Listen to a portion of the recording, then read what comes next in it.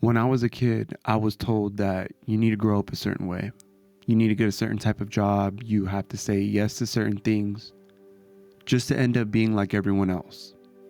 But what they didn't tell me was that if you find something you love and stick with it, that passion just might show you the world.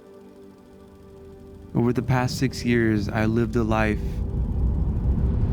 I never thought I would have as a kid. And throughout the journey of my photography, I've been able to meet so many different types of people. People who are chasing their passions. People that are untraditional.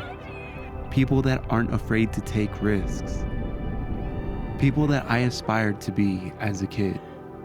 Whether I'm standing on the edge of a cliff or hanging out on a beach with pigs or summiting a mountain just to see a sunset and freeze our asses off, all for a photograph. These moments are all a result of a decision that I didn't even realize would change the rest of my life.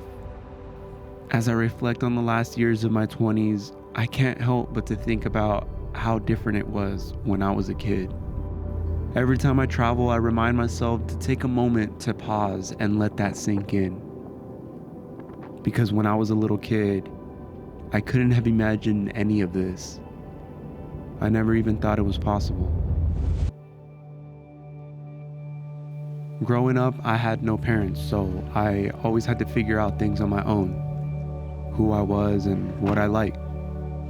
It's funny because when you grow up wanting what everyone else has, you tend to learn a little bit more about yourself in ways you didn't expect.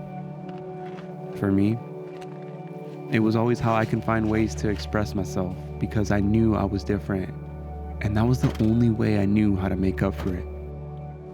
So I found passion at a young age, and I stuck with it. I discovered skateboarding at 13, and it taught me 3 things: practice, patience, and perseverance. No matter how hard I fell or how difficult it was to learn a trick, skateboarding showed me how to push myself to the limit physically and mentally. And that's something I've carried with me ever since. And getting older, I realized how being on my own taught me so much. The things I naturally gravitated to were because I loved and believed in them. I barely graduated high school and I didn't listen to what a lot of people had to say. I was always rebelling. This route wasn't always the easiest decision. But after all that, as I flip this page into a new decade, it all makes sense now. When I was a kid, they asked me what I wanted to be when I grow up. To be honest, I wanted to be like everyone else. But if I were to answer that question right now, it would be who I became today and everyone that I have in my life because I chose to embrace my differences. And for that, I am grateful. I guess this is what getting older feels like. Here's to 30. I love you guys.